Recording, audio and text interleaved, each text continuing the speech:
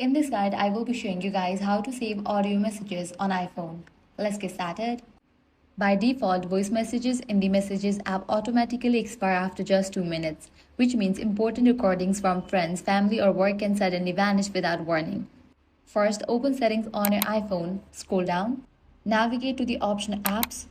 From the list of apps, find Messages and launch it. Now scroll down until you find the section of audio messages, click on expire and set it to never. That simple change will make your audio messages stay saved in your conversation instead of automatically being deleted. Now if you have already received a voice message that you want to keep, launch your messaging app, then navigate to the conversation where you want to save the voice message, press and hold on the voice message, then different options will appear, select the option Save to Voice Memos.